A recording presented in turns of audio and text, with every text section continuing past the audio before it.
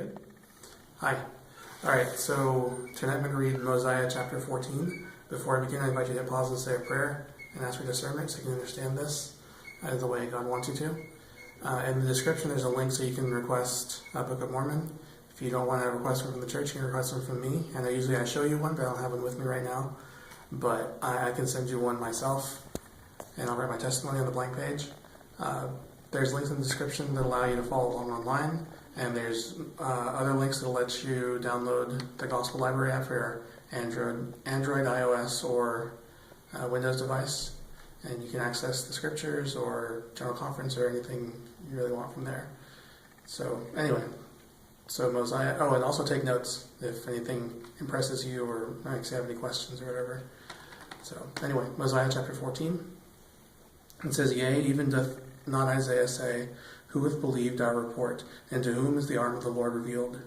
For he shall grow up before him as a tender plant, and as a root out of dry ground. He hath no form nor comeliness, and when we shall see him, there is no beauty that we should desire him.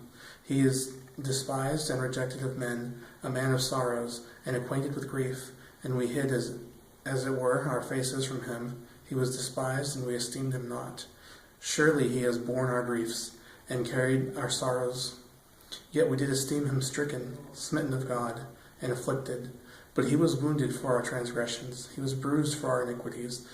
The chastisement of our peace was upon him. With his stripes we are healed. All we, like sheep, have gone astray. We have turned every one to his own way, and the Lord hath laid on him the iniquities of us all. He was oppressed, and he was afflicted, yet he opened not his mouth. He is brought as a lamb to slaughter. And as a sheep before her shears is dumb, so he opened not his mouth. He was taken from prison and from judgment, and who shall declare his generation? For he was cut off out of the land of the living. For the transgressions of my people was he stricken. And he made his grave with the wicked and the rich in his death, because he had done no evil, neither was any deceit in his mouth. Yet it pleased the Lord to bruise him, and he hath put him to grief. When thou shalt make his soul an offering for sin, he shall see his seed. He shall prolong his days, and the pleasure of the Lord shall prosper in his hand.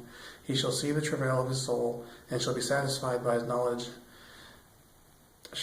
And by his knowledge shall my righteous servant justify many, for he shall bear their iniquities. Therefore will I divide him a portion with the great, and he shall divide the spoil with the strong, because he hath poured out his soul unto death.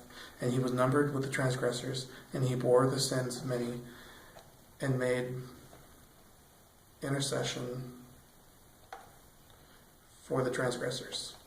Alright, so that was chapter 14. Thanks for watching, and I'll see you all next week or sooner. I don't know. Bye.